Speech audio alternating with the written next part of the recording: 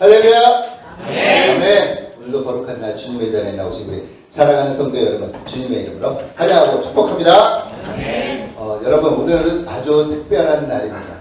자, 여러분 좀 주목해 주세요. 저희 성가대원들 오늘 너무 화려하지 않습니까?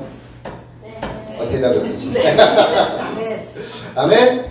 아멘. 오늘은 정말 우리가 1년 중에 가장 하나님 앞에 감사한 것으로도 좋은 것으로도 하나님 앞에 드려지는 추수감사 주일로 우리가 드리고 있습니다. 오늘 그런 만큼 우리가 순수한 마음으로 정말 하나님 앞에 오직 감사와 찬양으로 하나님 앞에 예배 드리기를 원합니다. 아멘. 이 시간 우리 율동에 찬양 드릴 때 율동하면서 찬양 드릴 텐데 우리 몸이 불편하지 않으시면 모두 일어나서 함께 하시면 좋을 것 같습니다. 아멘. 우리 해 뜨는 데부터 다시 한번 우리 찬양하도록 하겠습니다. 자, 모두 일어나세요. 일어나지 않으시면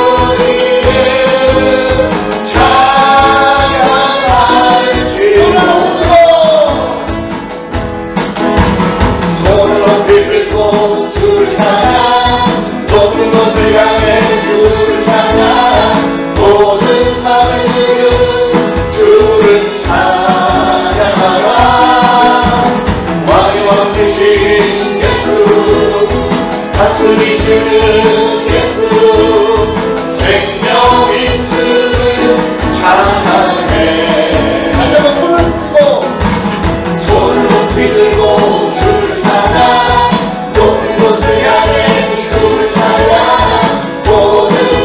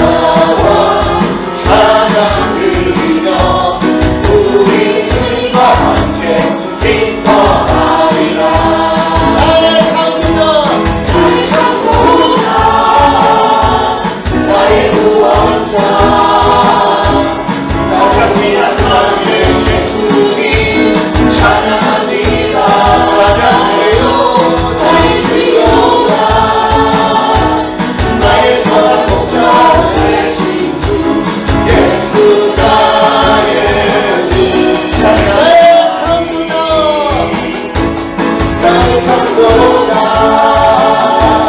나의 구원자 가장 귀한 나의 예수님 찬양합니다 찬양해요 나의 치료자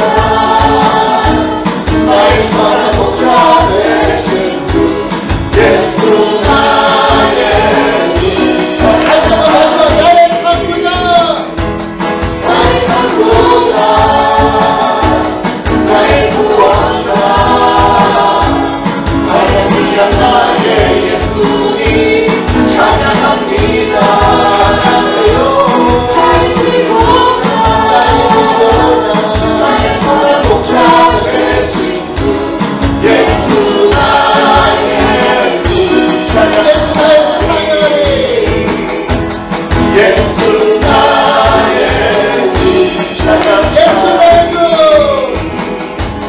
예수 나의 주 찬양하리 할렐루야 우리 하나님의 가운데 하나님의 박수드립니다. 우리가 이렇게 주일 아침에 이렇게 풍성하게 정말 하나님 앞에 기쁨으로 찬양 드리게 참으로 오랜만인 것 같습니다. 할렐루야 감사합니다. 네. 우리 모두 참 다 서 계시니까 다 선 채로 우리 하나님 앞에 계속 찬양 드리기를 원합니다. 오늘 이 시간 정말 우리에게 이렇게 좋은 것을 채워주신 하나님 앞에 우리가 감사와 정말 찬양으로 하나님 앞에 제사를 드릴 수 있다는 게 얼마나 기쁜지 모르겠습니다.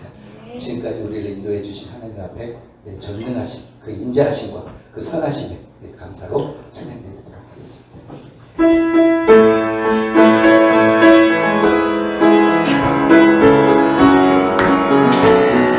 찬양의 제사 드리며 찬양의 제사 드리며 성소원으로 갑니다.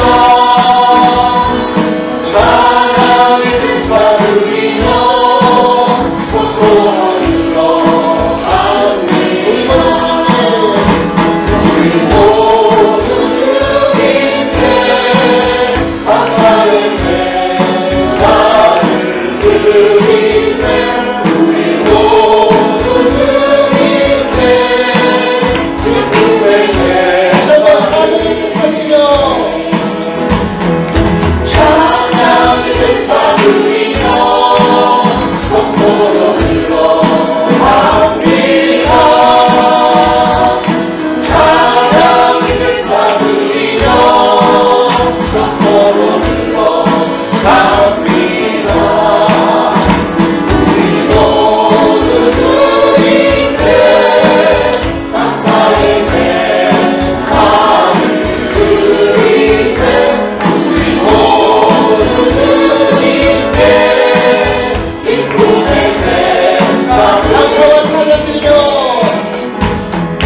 감사와 찬양 드리며 주 앞에 나아가세. 그리고 관대하신 주님 그의 성소에서 주를 찬양해. 나팔 소리로 찬양하여 기타와 수금으로 노을이 있는 모든 자마다 목마른 자에 주를 높이세. 주의 선하심 인자하심이 주의 선하심과 인자하심이 영원하시도다. 주의 선하심과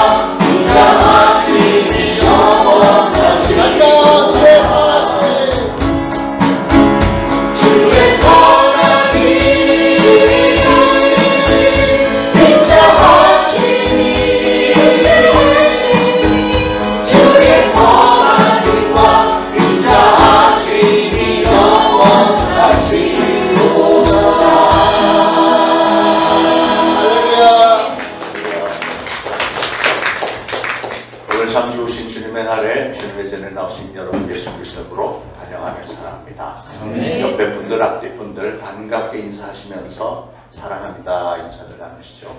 사랑합니다. 사랑합니다. 예, 우리 함께 걸어요. 찬양합니다.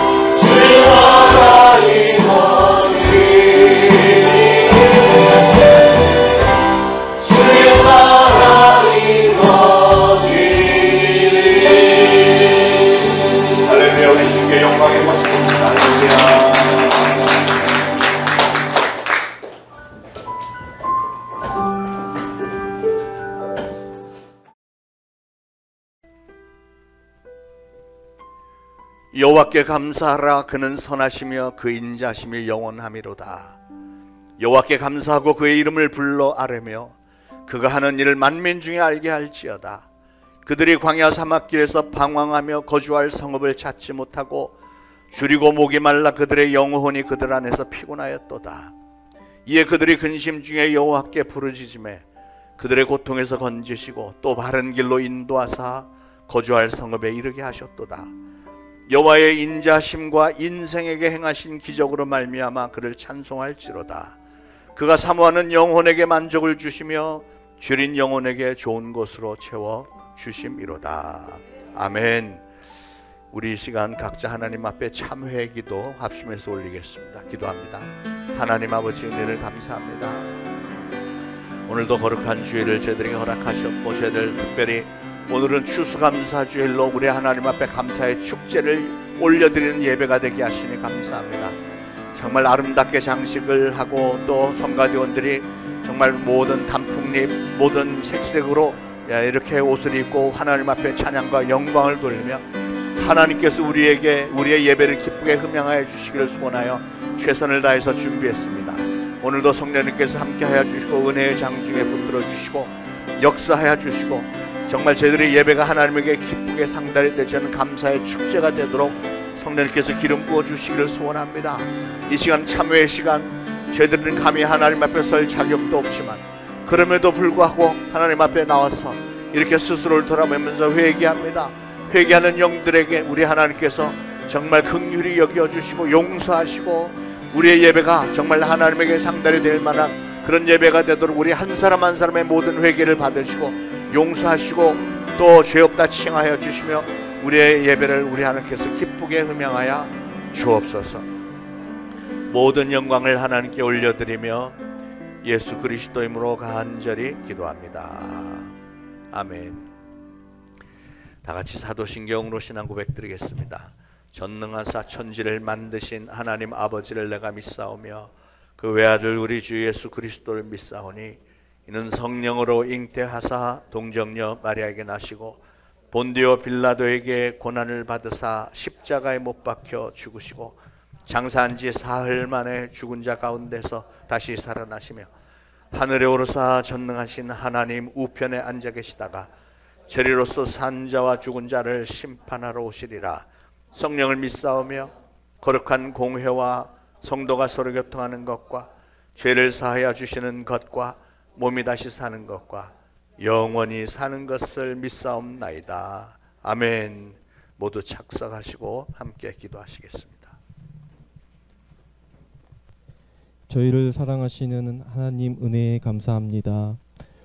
오늘도 거룩한 주일을 허락하시고 예배하게 하심에 감사합니다. 오늘은 특별히 추수감사 예배로 한 해 동안 베풀어 주신 은혜를 기억하게 하심에 감사합니다. 오늘 이 예배 가운데 지금까지 지내온 모든 것들이 주님의 은혜임을 깨닫게 하시고 거룩한 주의 말씀으로 저희의 삶을 온전히 비춰주시고 예배 가운데 성령님의 임재와 도우심을 경험하게 하옵소서. 저희를 사랑하시는 예수님, 저희의 죄를 대신해 십자가에서 죽으시고 부활하셔서 저희의 죄를 용서하시고 구원해 주신 것을 믿습니다. 죄의 문제를 해결할 수 없는 저희를 긍휼히 여겨주시고 제 앞에서 올바로 회개하게 하옵소서. 악한 마귀의 존재를 알게 하심으로 예수 그리스도의 이름을 선포하며 나아갈 때에 저희의 모든 불행을 끝내시고 참 자유와 기쁨과 영원한 천국으로 인도하여 주시옵소서. 초대신앙교회를 사랑하시는 하나님 아버지, 저희 초대신앙교회를 땅끝까지 복음을 전하기에 부족함이 없는 교회로 세워주시기를 간절히 소망합니다. 저희에게 특별히 허락해 주신 다메섹의 만남 사역을 통해 세계 열방에 복음을 전하는 일에 막힘이 없게 하옵소서. 2024년 1월 22일 필리핀 다메섹의 만남 선교 캠프를 축복하시어 이 집회를 사모하는 모든 성도들에게 하나님의 방법으로 모든 여건을 허락하여 주시기를 간절히 소망합니다. 거룩한 주의 말씀을 전하시는 장요수와 담임 목사님을 축복하시어 영과 육의 건강과 성령 충만함으로 목회사역에 맡김이 없게 하옵소서. 저희 아이들과 청년들을 사랑하시는 하나님, 저희 초대신앙교회 교육부서를 축복하여 주시옵소서. 하나님께서 만드신 이 세상을 살아가는 지혜를 알게 하옵시며 우리 아이들의 순수한 기도를 들으시고 하나님을 체험하게 하옵소서. 특별히 오늘은 유초등부 어린이들이 야외에서 예배를 드립니다. 주님의 인도하심으로 예배하게 하시고 기쁘게 찬양하고 기도할 때 저희 아이들이 진정으로 하나님을 만나는 시간이 되게 하옵소서. 저희 아이들이 하나님을 예배하는 모습이 전도의 통로가 되어 이 지역사회에 복음을 널리 알리는 기회가 되게 하옵소서. 교육부서를 담당하시는 전도사님들에게 주님의 마음을 허락하사 주님이 주시는 지혜와 능력으로 축복하여 주옵소서. 땅끝까지 복음을 전하라 말씀하신 하나님, 저희 초대신앙교회 전 교인이 1인 1전도를 소망합니다. 아직 하나님을 만나지 못한 저희 가족을 구원하는 일에 힘과 능력을 더하사 복음을 전할 수 있도록 도와주시옵소서.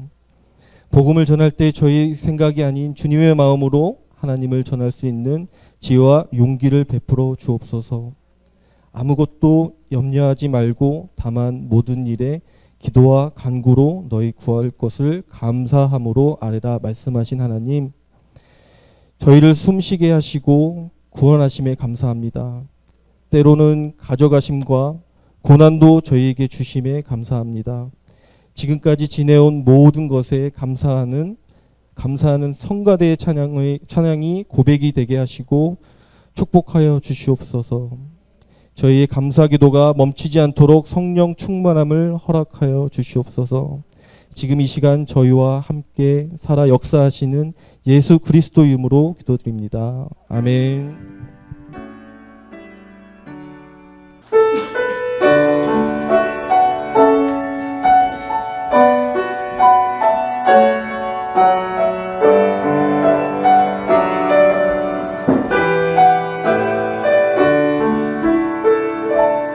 오늘 숨을 쉬는 것 감사 나를 구원하신 것 감사 내 뜻대로 안 되고 주가 인도하신 것 모든 것 감사 내게 주신 모든 것 감사 때론 가져가신 것 감사 내게 고난 주셔서 주를 알게 하신 것 모든 것 감사 주님 감사해요 주님 감사해요 내가 여기까지 온 것도 은혜입니다 주님 감사해요 주님 감사해요 나를 사랑하신 주 사랑 감사합니다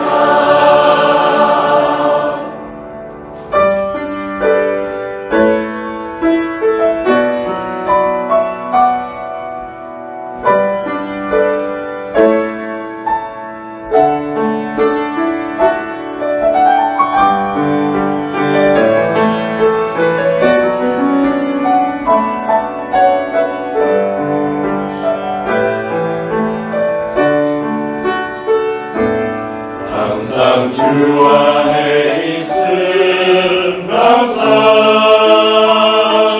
참된 소망 주신 것 감사 나 같은 사람도 자녀 삼아 주신 것 모든 것 감사 주님 감사해요 주님 감사해요 내가 여기까지 온 것도 은혜입니다 주님 감사해요 주님 감사해요 나를 사랑하신 주 사랑 감사합니다 주님 감사해요 주님 감사해요 내가 여기까지 온 것도 은혜입니다 주님 감사해요 주님 감사해요 나를 사랑하신 주 사랑 감사합니다 나를 사랑하신 주 사랑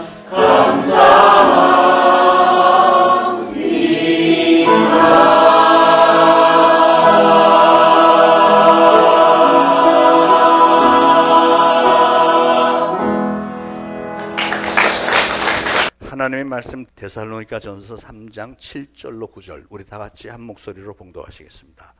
이러므로 형제들아 우리가 모든 궁핍과 환난 가운데서 너희 믿음으로 말미암아 너에게 위로를 받았노라. 그러므로 너희가 주 안에 굳게 선즉 우리가 이제는 살리라. 우리가 우리 하나님 앞에서 너희로 말미암아 모든 기쁨으로 기뻐하니 너희를 위하여 능히 어떠한 감사로 하나님께 보답할까. 아멘. 오늘 우리는 추수감사주일로 지키고 있습니다. 추수감사절은 우리가 하나님으로부터 받은 축복에 대한 감사를 드리는 날입니다. 추수감사절은 하나님께서 부어주시려고 하는 축복을 흠뻑 받을 수 있는 최고의 기회이기도 합니다. 오늘 저는 이 추수감사절에 하나님께서 요구하시는 감사의 자세를 회복하는 것이 꼭 필요하다고 생각이 돼서 어떠한 감사로 하나님께 보답할까라는 제목으로 말씀을 전하려고 합니다. 성경에 나타나는 감사절의 기원은 무교절과 칠칠절과 초막절이라 할 수 있겠습니다. 신명기 16장 16절 이하에 이런 말씀이 있습니다. 너희 가운데 모든 남자는 1년에 3번 곧 무교절과 칠칠절과 초막절에 내 하나님 여호와께서 택하신 곳에서 여호와를 배웁되 빈손으로 여호와를 배웁지 말고 각 사람이 내 하나님 여호와께서 주신 복을 따라 그 힘대로 드릴지니라. 아멘. 여기서 빈손으로 여호와께 보이지 말라는 말은 우리가 하나님 앞에 나올 때 감사의 증거를 보이라는 거예요. 예물을 바치라는 것이죠. 백성이 왕 앞에 나갈 때 예물 없이 빈손으로 나갈 수 없듯이 우리가 하나님 앞에 나갈 때 하나님 앞에 진정으로 감사하는 마음이 있다면 빈손으로 나오지 말라 하는 말씀입니다. 자, 그러면 이 무교절과 칠칠절과 초막절이 어떻게 다를까? 기본 상식으로 조금은 알아둬야 될 것 같습니다. 무교절은 6월절 다음 날, 즉 이스라엘 백성들이 애굽에서 해방을 받아 나오던 날을 기억하면서 그날로부터 7일 동안 누룩이 들어있지 않는 딱딱한 떡과 쓴 나물을 먹습니다. 애굽의 노예 시절에 겪은 고난과 자기들을 일방적으로 해방시켜 주신 하나님의 은혜를 기억하면서 그때의 일들을 기억하면서 그런 음식을 먹으면서 감사하는 것입니다. 그리고 칠칠절은 첫 곡식단을 베기 시작하는 초실절부터 7주, 77, 49니까 49일이 지난 바로 다음 날, 즉 50일째의 날을 말합니다. 그래서 칠칠절이라고 이름을 붙인 겁니다. 이 날은 밀의 첫 열매를 바치는 절기이기 때문에 맥추절이라고도 부르고요. 추수의 계절에 하나님께서 복을 주셨음을 감사함으로 특별한 예물을 준비해서 바치는 날이 바로 맥추절입니다. 칠칠절을 맥추절이라고도 하고 또 다른 이름으로는 오순절이라고도 부르는데 신약시대에 들어와서 우리가 잘 아는 대로 성령님께서 강림하신 날이기도 하죠. 그래서 칠칠절 이퀄 맥추절 이퀄 오순절 이렇게 기억을 해주시면 괜찮겠습니다. 이걸 기억하는 방법은 이 화면을 기억하는 거예요. 들은 소리보다 화면을 기억하는 게 오래갑니다. 칠칠절, 맥추절, 이꼴, 오순절. 평생 기억하시길 바랍니다. 그리고 초막절. 초막절은 이스라엘 백성들이 40년간 광야에서 생활하던 때를 기억하여 지키도록 한 절기인데 농사력이 끝나는 가을에 한 해의 수확을 감사하면서 7일 동안 지켰습니다. 자, 이렇게 무교절, 칠칠절과 초막절은 지난날의 어려운 상황에서 건져주시고 오늘 수확을 얻게 해주심을 감사하면서 하나님 앞에 화목제물과 희생제물을 바치는 절기입니다. 중요한 것은 눈여겨봐야 되는 것은 모든 남자들은 한 사람도 빠짐없이 다 참석해야 한다 하는 것과 하나님의 은혜를 진정 감사한다면 빈손으로 나오지 말라 하는 겁니다. 구약시대에 하나님은 백성들에게 양이나 염소 등의 희생제물을 번제로 드리도록 명령하셨습니다. 죄에 대한 회개와 하나님의 용서를 구하는 일에는 항상 희생제물을 바쳤습니다.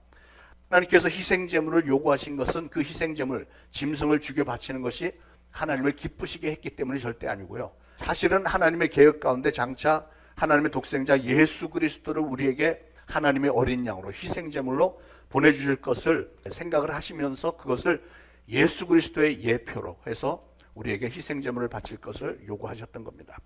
물론 예수님의 십자가 희생 사건 이후로는 우리는 더 이상 구약시대의 의식적인 제사 행위는 더 이상 필요 없어졌지만 그러나 하나님은 오늘도 어떤 특정한 희생제물을 우리에게 요구하십니다. 어떤 제물을 요구하실까? 시편 50편 13절 이하에 하나님은 이런 말씀하셨어요. 내가 수소의 고기를 먹으며 염소의 피를 마시겠느냐? 감사로 하나님께 제사를 드리며 지극히 높으신 자에게 내 소원을 갚으라. 하나님으로부터 은혜를 입었으면 하나님 앞에 어떤 기도를 하면서 약속한 게 있으면 그것을 갚으라는 거예요. 하나님이 진짜로 원하시는 것은 무슨 소고기나 염소의 피가 아니라 진정한 순수한 하나님 앞에 감사와 찬양을 원하신다는 것입니다. 오늘날 하나님은 우리에게도 진정한 감사와 기도와 찬양을 원하시는 줄 믿으시기 바랍니다. 성경에 보면 하나님은 우리에게 요구하시는 것이 항상 똑같아요. 예나 지금이나 항상 우리 하나님은 초태생, 첫 열매, 그리고 마지막 남은 것을 우리에게 요구하십니다. 출애굽기 13장 2절에 이스라엘 자손 중에서 사람이나 짐승 막론하고 태에서 처음 난 모든 것은 다 거룩히 구별하여 내게로 돌리라. 이것은 내 것이니라 하시니라. 그러니까 여러분의 첫 아들, 여러분의 첫 열매, 그리고 제일 마지막에 남은 것, 렘넌트라고 하는 건 남은 것은 하나님의 것이다. 이건 내 것이다 라고 하나님께서 이미 찜해 놓으셨습니다. 그러니까 하나님 거는 건드리지 말라는 것이죠. 여러분, 하나님의 축복의 섭리는 사실은 너무나도 간단합니다. 왜냐하면 하나님은 우리를 하나님의 형상대로 만드셨고 하나님의 심성과 똑같은 심성을 우리에게도 주셨기 때문에 그렇습니다.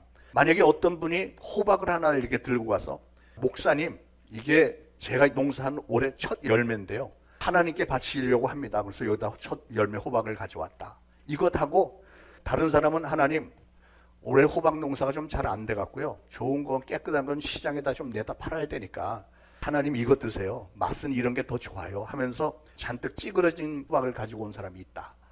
그러면 만약에 여러분이 하나님이시라면 그러면 여러분은 그 사람을 어떻게 축복하시겠어요? 분명히 여러분의 마음속엔 그래? 그러면 내년에는 네가 그렇게 맛있다고 하는 다 찌그러진 호박만 열릴지어다. 이러지 않으시겠어요? 네, 그게 제일 좋다고 해서 가지고 온 거니까. 그러니까 하나님의 축복의 비결을 잘 아셔야 되는 거예요. 하나님이 기뻐하실 만한 거를, 하나님은 무슨 비싼 거, 뭐 대단한 걸 바치라는 게 아니라 정성을 보이라는 거죠. 첫 태생, 그리고 남은 것, 이렇게.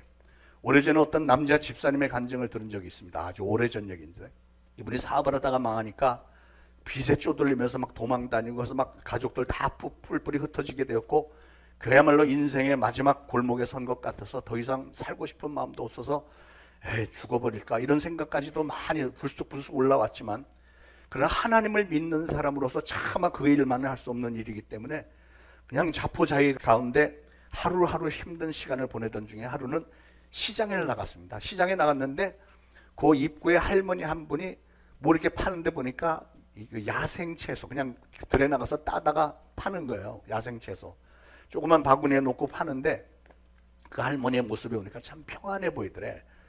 그래서 그 할머니가 야생 채소 파는 걸 보고 이 할머니는 최소한 손해는 안 보겠구나. 어차피 공짜로 따온 거니까. 그렇게 생각하고 하루에 얼마나 버십니까? 그랬더니 할머니가 예, 열심히 하면은 한 5,000원 벌 때도 있고 정말 운이 좋은 날은 10,000원도 벌어요. 막 그러면서 그냥 싱글벙글합니다. 그런데 할머니는 그걸 그렇게 감사하면서 그 얼굴에 비치는 평안한 모습이 이 남자 집사님 보기에 너무 부럽더라는 거야. 저렇게 해도 저렇게 행복할 수 있구나. 이걸 생각했다는 것이죠. 그래서 이분이 용기를 얻어서 다시 사업을 조그맣게 시작했는데 열심히 했습니다. 그런데 하루하루가 너무 감사하더래요. 그 할머니를 생각하면서 자기도 감사하는 마음으로 최선을 다해서 열심히 일을 하면서 조금씩 버는 것, 하나님의 것을 구분해서 11조를 바치기 시작을 했습니다. 그런데 그렇게 철저히 하면서 얼마간 세월이 지났는데 딱 어느 틈에 보니까 자기가 벌써 집이 생겼고 자동차가 있더래요. 하나님께서 이렇게 내가 열심히 감사하면서 이렇게 살다 보니까 하나님이 나를 축복을 부어주셨구나 하는 감동이 있더라는 것이죠. 그러면서 그분의 결론이 뭐냐면, 나는 지금은 많은 것을 소유했지만 제가 가장 행복했을 때는 언제였던가 돌아보니까요, 많이 가지고 있는 지금이 아니고 그때 정말 인생에 막 실패해서 갈팡질팡하면서 그 할머니 덕분에 다시금 추스리고 새롭게 사업을 하면서 정말 버는 거 별로 없었지만 거기서 11조를 떼어서 하나님 앞에 바칠 때가 제일 행복했었습니다. 그렇게 고백을 하는 거죠. 여러분, 많은 사람들은 행복의 조건에 대해서 내가 뭘 원하는 어떤 조건들이 다 이루어질 때 나는 행복할 거다, 이렇게들 생각을 흔히 하잖아요. 여러분들도 아마 대부분 그렇게 생각하시겠죠. 행복의 조건이 성립돼야 행복해질 수 있다? 절대 아닙니다, 여러분. 그럴 것 같지만 그게 아닙니다. 사실은 여러분이 처한 상황과는 상관이 없이 여러분의 마음속에 감사하는 마음이 있느냐 없느냐, 이게 여러분의 행복을 좌우하는 거예요. 하나님 앞에 내가 이 정도 이 길을 너무 감사합니다, 이 마음이 있으면 행복한 거고, 왠지 모르게 부하가 치밀어 오르고 화가 나고 그러면 아무리 돈 많고 아무리 세상적으로 잘 나가도 그 사람은 행복해질 수가 없는 거예요. 어떤 목사님이 인도네시아 선교지를 방문했답니다. 근데 하필이면 갔는데 그때 막 홍수가 엄청나게 나서 비가 얼마나 많이 쏟아지는지 강이 막 범람해갖고 물이 집 안으로 막 들어오고 밥그릇, 가재 두우들이 물에 막 둥둥 떠다니고 막 이러더라는 거예요. 그래서 이 단기 선교단이 그 촌장을 만나서 위로했습니다. 이렇게 비가 많이 쏟아져서 참 고통이 크시겠습니다. 그랬더니 그 촌장이, 고통이요? 무슨 고통이요? 이러더래요. 그런데 보니까 사람들이 전부 다 싱글벙글 하더래. 그래서 아니 왜들 뭐가 그렇게 좋으세요? 그랬더니 아니 강물이 넘쳐서 집 안으로 물이 들어오니까 물고기들이 그냥 들어오고 앉아갖고 물고기 잡아갖고 구워 먹으니까 얼마나 좋습니까? 그러니까 마음먹기에 달려있는 거예요. 마음먹기에. 예. 여러분 중요한 것은 여러분의 마음밭에 감사하는 마음이 있느냐 없느냐 하는 것입니다. 어떤 환경과 처지에서도 감사하는 마음을 가진 사람이 진정 행복한 사람이라는 거예요. 반면에 감사할 줄 모르는 사람은 불행한 사람입니다. 그런 사람은 마음속에 항상 원망과 불평, 불만을 품고 사는데 그런 사람들은 절대로 행복감이라는 걸 느낄 수가 없는 거예요. 불평이 꽉 차 있는데 어떻게 행복감을 느끼겠어요? 그런데 성경에 보니까 이스라엘 백성들이 그랬어요. 이스라엘 백성들이 광야에서 40년 동안 살던 중에 하나님은 지극정성으로 그들을 보살피셨습니다. 그 삭막한 광야에서 생존할 수 있도록 낮에는 40도가 넘어가는 뜨거운 땡볕인데 그 뜨거운 시간에는 하나님은 구름 기둥으로 그냥 그 지역 전체를 덮어서 선선하게 그들을 돌보아 주셨고요. 저녁에는 10도 15도로 그냥 뚝 떨어지는 추위에서는 불 기둥으로 완전히 그 진영을 덮어서 따뜻하게 보호해 주셨고 매일매일 아침마다 만나를 내려주셨고 또 수시로 메추리 때도 보내서 고기로 배불리 먹게 해주셨고 목이 마르면 바위를 치면 물이 콸콸 나올 정도로 해주셨고 그랬기 때문에 그들은 40년 동안 굳이 일할 필요가 없었습니다. 양식을 위해서 땀 흘릴 필요도 없었습니다. 하루하루 순간순간이 하나님의 기적, 하나님의 사랑과 은혜의 연속이었습니다. 그런데 이 사람들은 항상 원망, 불평, 불만투성이었고요. 항상 하나님께 수시로 등을 돌리고 우상숭배에 빠졌습니다. 그랬더니 어떻게 돼요? 그 결과로 그들은 광야에서 40년 동안 그렇게 고생 힘들게 살다가 젖과 꿀이 흐르는 가나안 땅에는 결국은 못 들어가잖아요.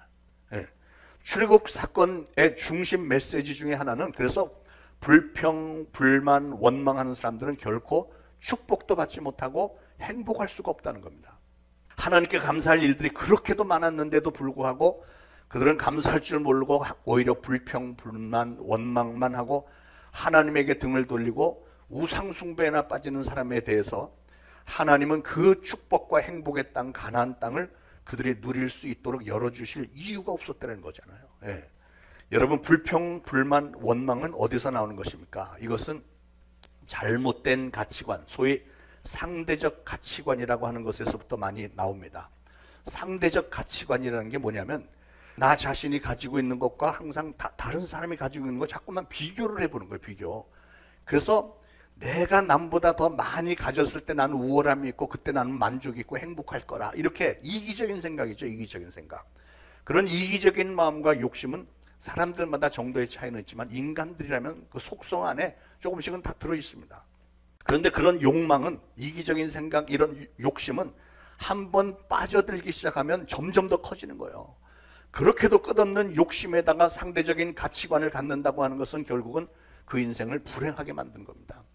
사람은 감사하는 마음이 충만해야만 행복을 느낄 수가 있는데 상대적 가치관에서 오는 불평, 불만, 원망, 이기적인 마음, 욕심 이런 것들이 사람을 불행하게 만든다는 거죠.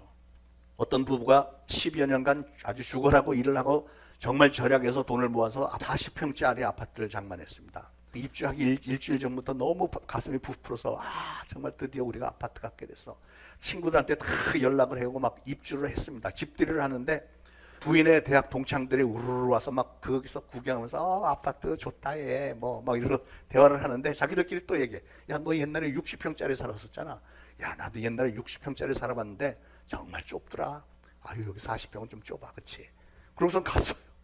그러니까 이 부인이 친구들이 간 이후에 그냥 머리 싸매고 병들어 누워버렸습니다.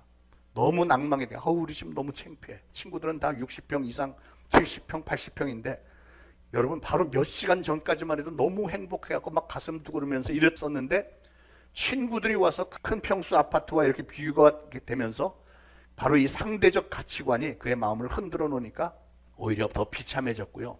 또다시 불행해졌다는 슬픈 이야기입니다. 사랑하는 여러분, 오늘 여러분이 소유하신 것을 감사하시길 바랍니다. 이스라엘이 하나님의 은혜에 감사하지 않고 불평, 불만이나 말하면서 하나님에게 등을 돌렸을 때 그들은 결국 자기들이 소유했던 거 다 잃어버립니다. 하나님은 그리고 또 그것으로 멈추지 않고 주변의 강대국들을 들어서 수시로 이스라엘 백성들 불평불만하고 가나안 땅에 들어가서도 그들이 하나님 앞에 불평불만하고 우상숭배에 계속해서 빠지잖아요. 하나님은 뒤끝이 있으신 분이시기 때문에 그걸 그냥 내버려 두지 않으세요. 왜냐하면 사랑하시니까 이 민족을 사랑하시고 이 민족을 통해서 이루고자 하시는 게 있는데 저렇게 우상 숭배에 빠져버리면 안 되니까 그래서 주변 국가들을 들어서 수시로 그들을 징계를 하십니다. 그래서 이사야서에 보면 이사야 선지자가 그런 상황 가운데 분연히 일어났습니다. 백성들아, 하나님은 한 분밖에 계시지 않다. 우상과 하나님을 비교하지 마라. 우상 숭배로부터 돌아서라. 하나님은 너희들의 죄악상을 반드시 징계하실 것이다. 모든 선지자들이 다 동일한 메시지를 전했죠. 그러므로 우리는 반드시 속히 회개해야 된다. 이렇게 외쳤습니다.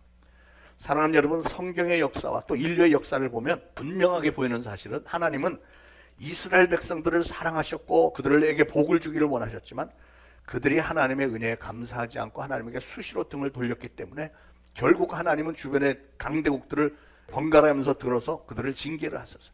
블레셋, 아말렉, 암몬, 모압, 아수르, 바벨론, 메데, 바사, 페르시아, 헬라, 로마 계속해서 그들을 들어서 이스라엘을 징계를 하십니다.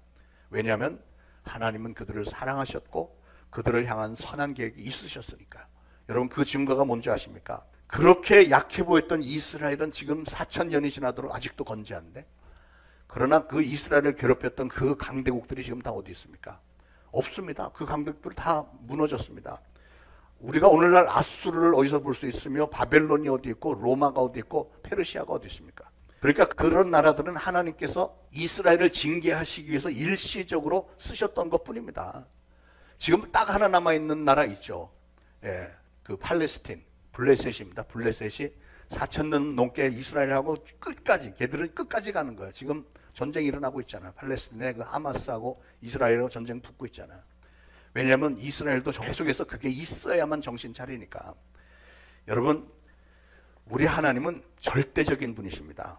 그 하나님을 이 세상의 그 어떤 종교의 우상과 비교해도 절대로 안 되고요. 우리는 하나님의 은혜를 늘 기억하면서 감사하는 생활을 해야 됩니다. 신앙생활이라고 하는 것은 하나님에게 잘 보이기 위한 노력이, 이게 신앙생활이에요. 하나님은 그렇게 감사할 줄 아는 사람들을 들어서 쓰시며 감사할 줄 아는 사람들 거기에 합당하게 더 축복해 주시는 줄로 믿으시기 바랍니다. 이거는 예나 지금이나 조금 더 변함없는 하나님의 축복의 비결입니다. 사도 바울은 빌립보서 4장 11절에 이런 말씀했습니다. 어떠한 형편에든지 내가 자족하기를 알아. 내가 비천에 처할 줄도 알고 풍부에 처할 줄도 알아. 모든 일에 배부르며 배고픔과 풍부와 궁핍에도 일체의 비결을 배웠노라. 그렇게 고백을 합니다. 다시 말해서 하나님께서 나에게 적절하신 것으로 온전한 사랑으로 주셨음에 나는 그저 감사할 따름이다. 나는 나의 나됨에 감사한다 하는 그 사도 바울의 고백이에요. 그렇게 외치는 사도 바울의 마음속에는 항상 하나님의 사랑과 은혜에 대한 감사가 넘쳤기 때문에 그런 고백을 할 수 있었던 것입니다. 저는 저나 여러분도 항상 바울과 같은 이런 고백을 늘 할 수 있기를 축원을 드립니다. 이 세상 많은 곳을 다녀보아도 우리나라처럼 복받은 나라가 없는 것 같아요. 우리나라, 여러분이 우리나라를 잘 몰라서 그렇지 외국에 제가 많이 다녀봤잖아요. 하나님의 은혜로 선교지 많이 가봤지만 다들 특이한 경치들이 있지만 우리나라처럼 사람을 미칠 정도로 행복하게 만들어주는 나라가 없습니다. 지금 단풍 시즌이에요. 외국 사람들이 숨을 못 쉴 정도로 우리나라의 단풍은 아름다워. 이건 가을에는 그렇고 겨울에 눈, 봄에 막 따스히 막 만물이 이런 사계절이 있는 나라가 별로 없다니까요. 전 세계 우리 같은 사계절이 있는 나라가 그저 한 5손가락 안에 들어갈까? 다들 열대 아니면 아주 추운데 사람 살기 힘든 데서 늘 살고 있는 거예요. 우리나라가 정말 그렇게 축복을 받았는데 오늘 여러분의 형편이 아무리 어렵다고 할지라도 여러분에게는 이 세상 그 누구보다도 하나님 앞에 감사할 일들이 더 많은 줄 꼭 기억하시기 바랍니다. 우리를 불행하게 만드는 또 하나의 이유로 원망이라는 게 있습니다. 원망. 여러분, 원망의 뿌리는 책임을 전가하는 심리에서 나오는 겁니다. 내가 내 잘못을 인정하지 않고 남에게 자꾸 잘못했다고 이렇게 누구를 원망하면은 내가 좀 빠져나갈까 이런 마음이죠. 무엇이든지 사건이 벌어지면 내 책임으로 돌리지 않고 늘 다른 사람에게 전가하려고 하는 것이 그게 바로 우리에게 원망을 일으키는 것이고요. 그런 마음은 우리를 불행하게 만듭니다. 하나님께서 아담에게 이런 질문하시죠. 아담아, 내가 동산 중앙에 있는 과일을 따먹었느냐? 그랬더니 아담이 뭐라고 대답하죠? 하나님께서 저에게 짝 주신 저 여자가 갖고 와서 먹어라 그래서 그래서 먹은 겁니다. 이렇게 얘기하잖아요. 그러니까 속으로는 하나님 때문에 이렇게 된 거예요. 지금 그 얘기하는 거잖아요. 하나님에게 책임을 전가하는 겁니다. 사랑하는 여러분, 사람이 뭘 잘못했을 때 잘못을 깨닫고 그것을 시인하고 회개하지 않으면 하나님은 그 다음 단계 우리를 용서해주고 긍휼을 베풀거나 은혜를 베풀어 주실 이유가 없습니다. 다른 분도 아니고 하나님이신데요. 여러분, 성경을 읽다 보면 좀 의아한 것은 다윗 얘기예요. 다윗은 하나님의 마음에 가장 합한 사람이다. 그래서 상식적으로 다윗이 잘한 것만 기록해놔야 될 것 같은데 그러지 않았어요. 다윗 사건에는 우리아의 아내 밧세바의 얘기가 같이 들어있습니다. 왜 그걸 굳이 기록을 했을까? 그걸 뺐더라면 더 은혜가 있을 것 같은데, 그런데 그게 아니에요. 성경을 무슨 포르노 책으로 흥미롭게 만들기 위해서 사람들의 시선을 끌기 위해서 그 사건을 든 게 아니고요. 그 사건 가운데는 나단 선지자가 다윗에게 찾아와서 비유를 얘기하면서 당신이 그 죄를 범했다 이렇게 얘기하잖아요. 그랬을 때 다윗은 왕좌에 있다가 깜짝 놀라서 그냥 달려내려서 땅바닥에 엎드려서 통곡하면서 회개하는 이 장면. 다윗이 자신의 죄를 시인하고 회개했을 때 하나님께서 그를 놀랍게 회복시켜 주시고 그를 축복해 주시고 나중에는 왕 중의 왕으로 만들어 주시잖아요. 다윗을. 그거를 보여주시기 위한 하나의 과정적인 사건으로 본을 보여주시기 위해서 하나님은 그런 사건도 성경에 기록해 놓으신 겁니다. 여러분, 우리는 우리의 죄를 깨닫고 회개를 해야 됩니다. 우리의 죄를 자꾸만 남에게 책임 전가를 하지 마시길 바랍니다. 책임 전가를 하면 원망투성이가 됩니다. 사람들 사회는 그저 그냥 서로 손가락질하는 것밖에 되지 않습니다. 오늘 내가 왜 이 모양 이 꼴이 됐는가? 그러고서 보면 맞아, 누구 때문이지 막 이렇게 하면 문제는 그렇게 원망을 해대기 시작하면 행복하지가 않은 거예요. 네, 행복하지가 않은 거예요. 사랑하는 여러분, 저는 여러분 모두가 다 지금보다도 훨씬 더 많은 축복을 받으시기를 간절히 바라는 목사입니다. 솔직히 말씀드리면 저는 우리 초대신앙교회 성도님들은 이 세상에 그 누구보다도 훨씬 아주 10,000배 이상의 축복을 받았으면 좋겠다고 생각하는 목사입니다. 그런데 그런 축복을 받기 위해서는 우리는 하나님 앞에 준비된 그릇이 돼야 되는 거예요. 축복받을 만한 그릇이 돼야 되는 거예요. 하나님은 축복을 주기 위해서 이만큼 가지고 계신데 우리는 그릇이 요만하다면 요만큼 뺏기는 우리가 못 받는 거잖아요. 그 준비된 그릇은 어떤 그릇이냐면 한마디로 감사하는 마음의 그릇입니다. 감사하는 마음. 여러분에게 감사하는 마음이 있을 때 하나님은 기쁨으로 더 채워주시는 거예요. 하나님 정말 감사합니다. 저는 이런 축복을 받을 자격이 없는데 어찌하여 이렇게 엄청난 축복을 저에게 주셨는지요. 이렇게 고백하며 감사할 줄 아는 사람에게 하나님은 그런 사람을 기뻐하시고요. 그런 분들을 축복하시는 것은 너무나도 당연한 일이죠. 여러분, 감사라고 하는 것은 이런 깨달음과 겸손에서 열매를 맺는 것입니다. 감사의 종류를 말할 때 두 가지를 생각해 볼 수 있는데요. 하나는 조건적인 감사, 또 하나는 무조건적인 감사입니다. 조건적인 감사는 문자 그대로 어떤 감사할 일들이 벌어지면 감사하고 감사할 일들이 벌어지지 않으면 감사하지 않는, 이게 조건적인 감사죠. 근데 사람들은 대부분 그런 감사만 합니다. 우리 인간의 속성은 지금 감사할 일들이 막 벌어지면, 내가 원했던 일이 막 벌어지면 감사합니다 이렇게 얘기는 하는데, 그렇게 하는 감사는 놀랍게도요 오래 가지 않아요. 그냥 한 1, 2주일 지나면 그냥 시들해집니다.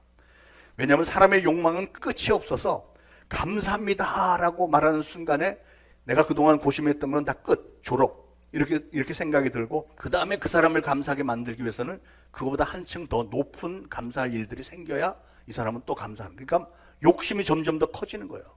그리고 나서 어떤 문제가 생기면, 터져버리면 이전에 감사하고 기뻐하고 행복했던 것은 어느 때인가 다 사라져버리고 금방 또 그 불평, 불만, 원망으로 돌아가서 불행한 인생이 되는 거예요.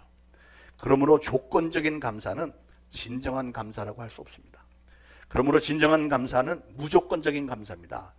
무조건적이라고 해서 그냥 무조건이 아니고 그냥 하나님이 나를 사랑하신다. 하나님이 나에게 생명을 주셨다. 하나님이 나에게 건강을 주셨네요. 내가 설령 지금 건강 상태가 좋지 않다고 할지라도 그래도 이만한 건강이 있는 게 감사합니다. 이렇게 감사할 줄 아는 이런 마음만 있어도 하나님은 그걸 좋게 여기시는 거예요. 다른 건 몰라도 온 우주를 말씀으로 창조하시고 완벽한 질서 가운데 다스리시는 그 하나님이 나를 사랑하시고 나에게 생명을 주시고 나에게 인생을 나에게 주셨다. 이게 다 하나님의 사랑이고 은혜구나. 그것 하나만으로 감격하면서, 그러게 나에게 어떤 일이 일어난다 할지라도 그냥 하나님 감사해요. 눈만 뜨면 감사해요. 잠자리에 들기 전에 오늘 하루도 정말 무고하게 잘 지내게 해주셔서 감사합니다. 이런 무조건적인 감사. 그래서 그게 범사의 감사라는 거예요. 범사의 감사. 이런 감사하는 마음을 잘 기록한 말씀이 로마서 8장 28절이죠. 우리가 알거니와 하나님을 사랑하는 자 곧 그 뜻대로 부르심을 입은 자들에게는 모든 것이 합력하여 선을 이루느니라. 여기서 모든 것이라는 것은 우리가 인생길에 만나는 어려운 고난과 환난과 질병, 사고, 모든 좋지 않은 것들까지도 다 포함해서 모든 것이 합력하여 Everything works together for good. 선, 굿이라고 하는 것, 굿을 이룬다고 하는 거예요. 그렇게 좋지 않은 것들까지도 하나님은 결국은 선을 이루기 위해서 그런 과정으로 허용하신 것이다. 예. 바로 그 믿음만 있다면 우리는 아무리 힘든 상황이 벌어진다고 할지라도 이런 상황 다음에는 하나님께서 나를 위해서 어떻게 반전을 이루어 주실 것인가, 오히려 더 기대가 크고요.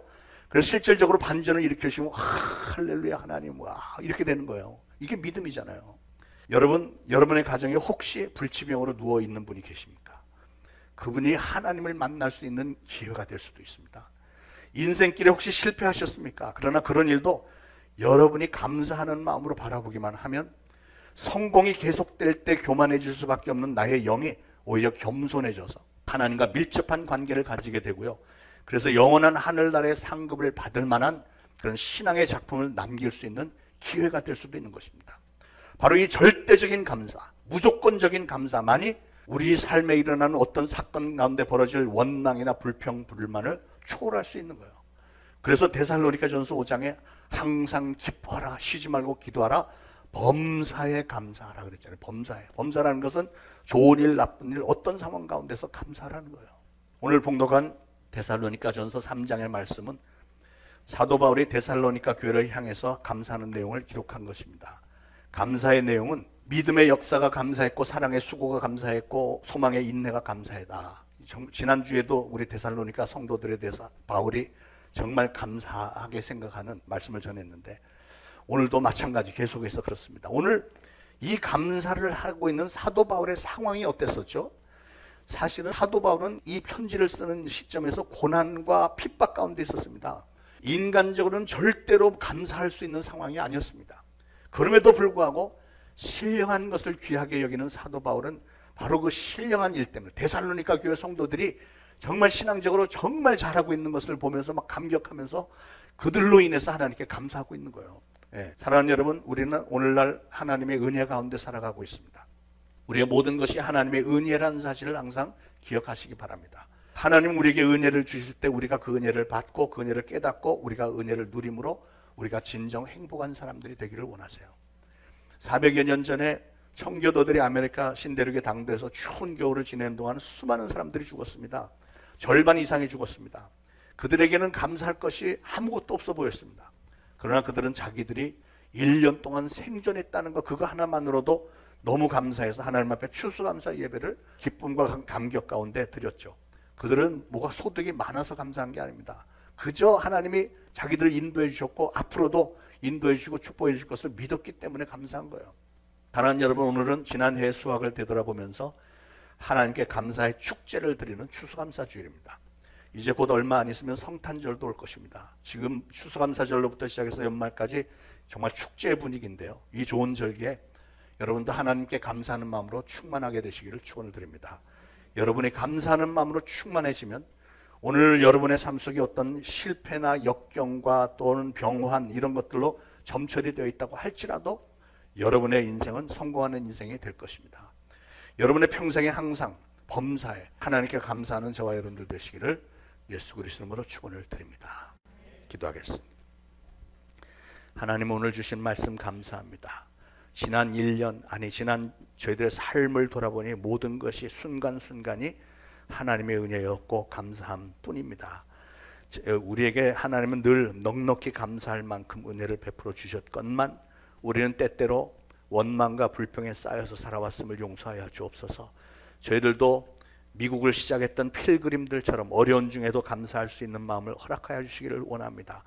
하나님께서 부어주시려고 하는 축복을 흠뻑 받을 수 있는 최고의 기회인 이 추수감사절에 특별히 주신 말씀, 어떤 감사로 하나님께 보답할까?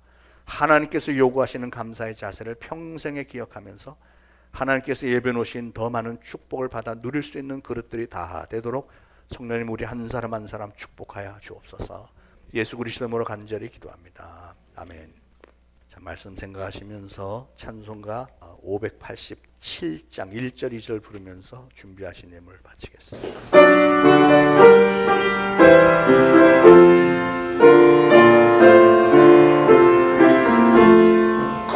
감사하는 성도여 주수 찬송 부르세 순경을 오기 전 염려하게 걸었네 하나님이 우리에게 일용 양식 주시니 주의 전에 모여서 주수 찬송 부르세 이 세상은 마치로 주는 새를 누리네 좋은 곡식 상할 때 다같이 도나도나 싹과 잎이 자라서 열매 맺게 되나니 우리들을 온전한 알고 되게 하소서. 아멘. 하나님 은혜를 참으로 감사합니다. 지난 삶을 돌아보니 순간순간 그 모든 구석구석마다 우리 하나님은 저희와 함께 계셨고 동행하여 주셨고 눈동자같이 지켜주셨으며 저희들의 기도를 응답하셨고 선한 길로 늘 인도해 주셨음을 돌아보며 감사와 찬송과 영광 돌립니다. 오늘 추수감사주일에 저희들 정성을 모아서 하나님 앞에 예물을 바칩니다. 바친 손길들 하나님 축복하시고 바친 예물을 축복하셔서 주님의 몸된 교회 세워나가는데 많은 힘이 될 수 있도록 역사하시고 또한 주님의 사역을 감당하며 정말 땅끝까지 이르러 복음을 전하는 일에 유혹인에게 쓰임받을 수 있도록 기름 부어 주옵소서.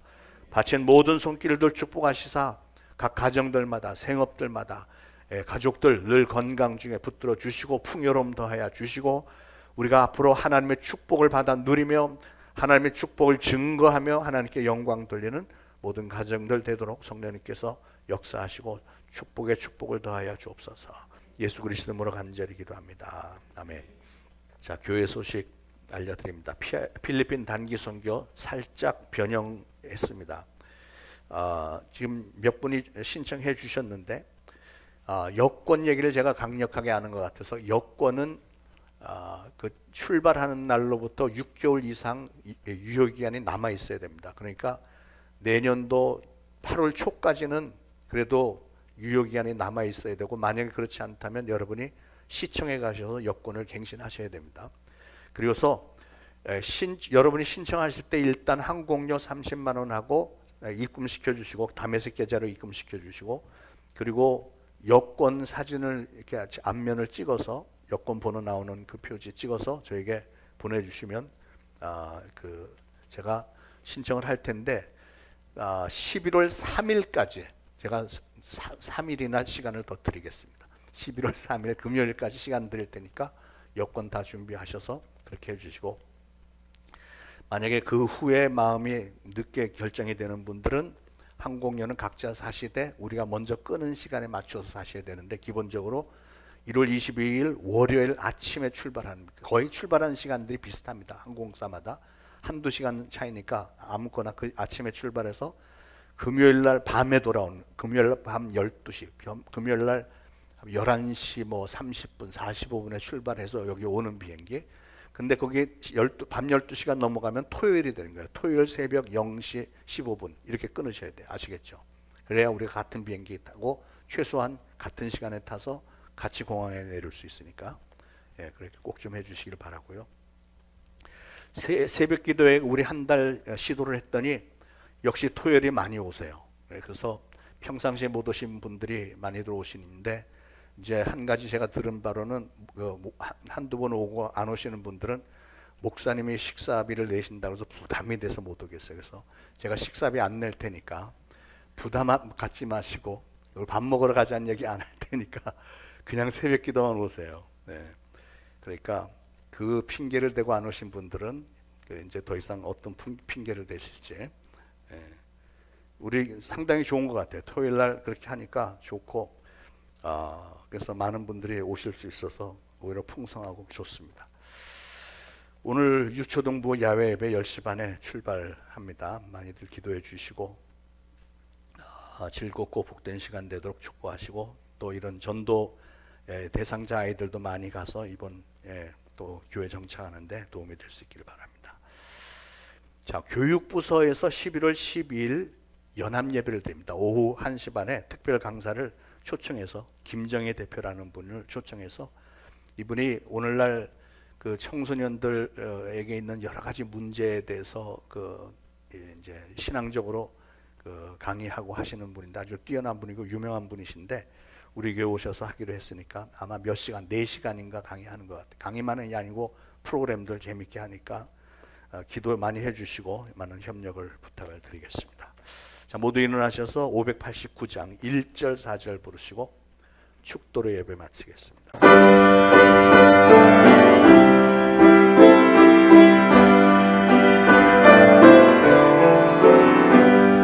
넓은 들에 익은 꽃이 황금 물결 비치며 어디든지 새약빛을 남기지 못하도다.